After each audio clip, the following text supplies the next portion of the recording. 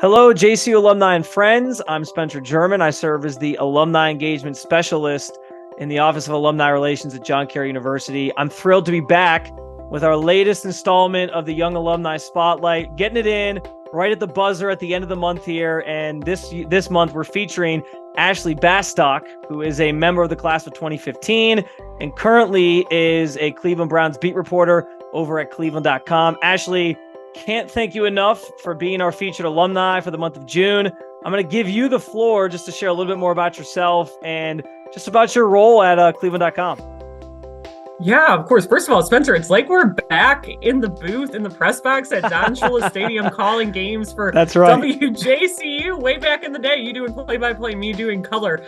But yeah, so like you said, I'm a Browns beat writer at cleveland.com. I have the pleasure of working with three other great beat writers that we have. Of course, most people probably know Mary Kay Cabot, who I love working with her. She's become a great friend. She's a living legend, a Hall of Fame voter, all those things. So I've been with cleveland.com since October of 2021. So I have just under 2 seasons of covering the Browns under my belt. And my main job really, and I think it's one that suits me well, kind of knowing my John Carroll, my Jesuit background here, is I like telling feature stories about these players because, we have Mary Kay is so great at breaking news and doing all those things. So I don't need to necessarily focus on that as much and can work on kind of telling extra stories that are hidden maybe about guys and shining a light on them in a different way, because I always think it's so important to remember that they're people too. And I love telling those stories and getting to kind of shine a light on not only what makes a guy good on the field, but what makes him tick off the field. So those kind of stories, long form stories, are really what I do. I get to travel with the team to most of their games. I'm out on the home games, every single one of them. We're out at practice every day. We're out at training camp every day. I'm actually next month getting ready to go to the Greenbrier Resort in West Virginia, where the Browns are opening training camp this year. So I always joke my life is like the Browns, but I wouldn't have it any other way as a Cleveland native. And I will also say I do help with some Cavs coverage as well once the Browns are in the early portion of their offseason. So I get a little taste of those two things, and I played basketball at John Carroll. So my love of basketball is there as well. And overall, it's a great job, and I'm so happy I get to tell these stories in Cleveland too. You kind of threw it back a little bit, mentioning, our days at WJCU together. We did cross paths. Of course, me being a 2013 grad and you 2015. But speaking of that, I'm curious how your time at John Carroll kind of paved the way for you in this career and set you up to be successful and get to where you are today. Yeah, I really think for me, it was like just getting a chance to do everything I thought I might have an interest in, whether it was broadcasting for WJCU, whether it was JCU TV4, whether it was the Carroll News. I mean, I think I came to John Carroll thinking I wanted to be like a sports broadcaster who tells stories on TV. I was really lucky to have a good background with that in high school. Now, I did end up working in TV, not as a broadcaster, but I believe, if I'm counting very quickly, I think I was the 6th Meet the Press fellow, the Tim Russert Meet the Press fellow. So at NBC, we won't fact check you. We won't fact check you on. I hope not. I'm quickly counting the fellows I can at least do through me. We had Andrew Rafferty, Joe Toohey, I think Kristen Gaffney, Cooney, Dale, me. Is that 6 or 7? I think I'm that's behind 6. a little bit. Yeah. Okay, so I was either the 6th or the 7th fellow. That was a great experience. I also minored in political science at John Carroll when we talk about exploring my other interests. But I think after about a year and a half, 2 years at NBC, I really missed sports. Sports were such a big part of my life. Like I said, I played on the basketball team at John Carroll, was a part of the first team that won the first OAC title in program history back in the 2013-14 season. So sports had always been such a big part of my life, but it was also from a media standpoint, trying all these different things, because I didn't end up sticking with TV. But like Spencer, at cleveland.com, I do a lot of all of those things. We have a daily podcast that earlier today we were pre-recording some for later in the summer, spent about 4 hours recording that. When we're out at Browns, we do stand-ups, like television stand-ups that you would see on the local news that go on our YouTube page that has a great following. And I also write, obviously, just about every day. So I think for me, like how John Carroll helped prepare me was just by giving me an avenue. And again, I think a lot of that has to do with the curriculum, the Jesuit focus of the education, allowed me to explore all those interests. So I never really felt like I couldn't tackle something if it was thrown at me.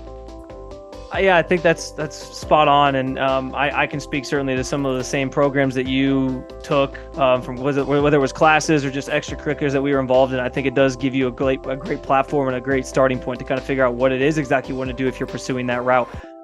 This next question I'm very interested in because everybody has challenges throughout their career as they kind of weave their way to their end goal and what they want to do, but especially Ashley, in a business like sports broadcasting, sports journalism, very male dominated. And you obviously are a female who's been able to make it to this point and are covering an NFL team. Just what has that been like, and what were some of the challenges that you specifically had to face? Yeah, I mean, it is an interesting challenge. And I think I've talked with Mary Kay about this a lot too. And I think like I'm lucky enough to have a mentor like her, and also Marla Reidenauer, who's another legend, who was, I believe, the first female beat reporter covering the Browns. And Mary Kay and her have been good friends. Marla's been a mentor to me over the years. So it's kind of like, I think it was important to understand the struggles that they went through earlier in their careers. And even like to think about, we're not that far removed from women reporters not being allowed in the locker room, which is kind of like an interesting thought exercise, because I'm like, how would I even do my job if I was in that situation? So I definitely think you get that. That's been a struggle. I think the other thing that's been a struggle is we know how it gets online and how it can be kind of toxic. I mean, I've unfortunately stumbled across like threads online of people arguing about whether I'm attractive or not. And it's this very bizarre out of body experience. But I always laugh because I'm like, well, you know, they're not arguing about my takes on the Browns' use of 13 versus 11 personnel. You know, a lot of those people probably don't even know what those terms mean.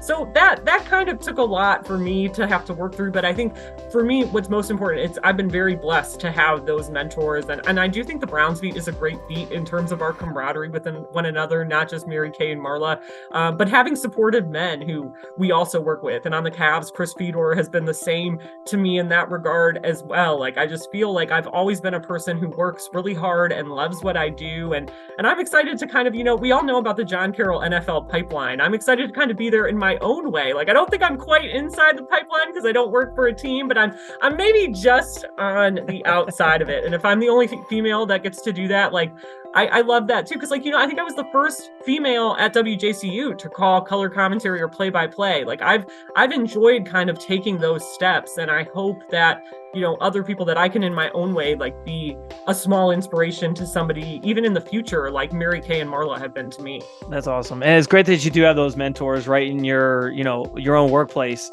to be able to kind of rely on and listen to as well. That's so cool. And I think you're right. You honestly might have been the first woman to call games alongside many of us at John Carroll. So that's a great sort of feather in your cap. And like you said, hopefully serves as a nice story that others can, you know, look to you as inspiration.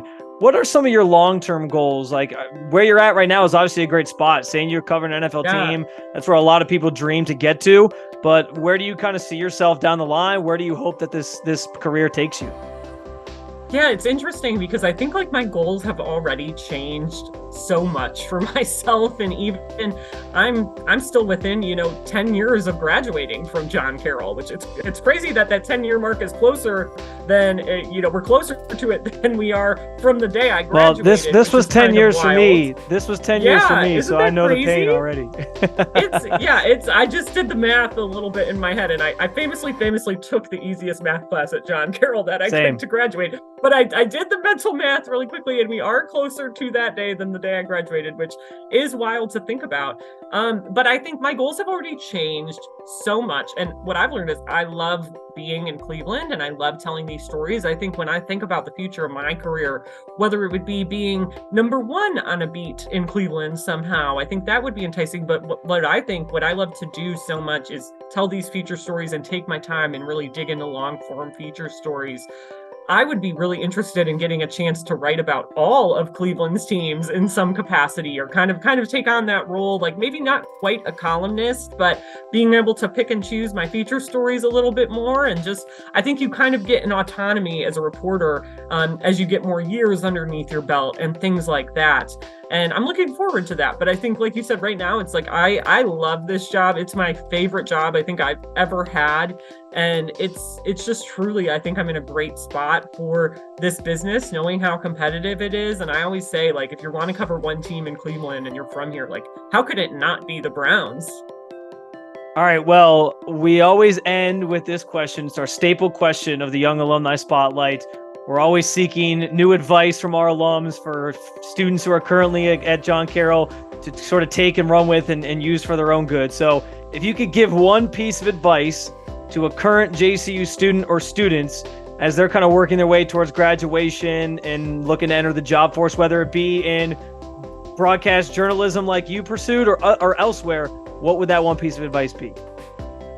If I could give one piece of advice to current JCU students, and I think I've touched on this a little bit already, but it would be try everything. And actually, whenever John Carroll students ask me for advice, that's what I tell them. And I think it obviously applies to students who want to get into media, but I think it applies to everyone. And again, I think that's the good part of going to a school like John Carroll that has the curriculum that it does, because you have the freedom to do that. And I think it was just so important for me to take advantage of all those opportunities when I was in college, because when I hit the workforce, like, I didn't feel underprepared for anything. And I also think doing that and taking a lot on and putting a lot on my plate helped me with time management, which is practical, but it also made it so, like, I view myself as almost like a utility player in the workforce. And like, I rarely turn down assignments. And I know when I was at Meet the Press, like Chuck Todd would talk about, you always know the John Carroll grads are never going to say no if you ask them to do something or stay longer or work on something extra.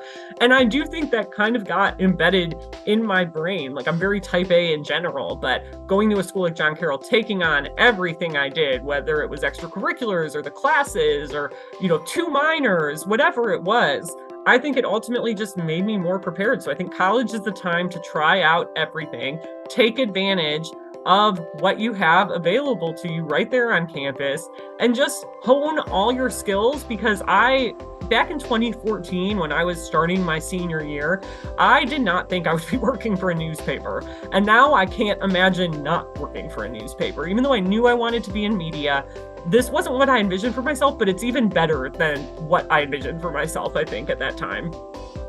Very well said, and some great advice from Ashley Bastock.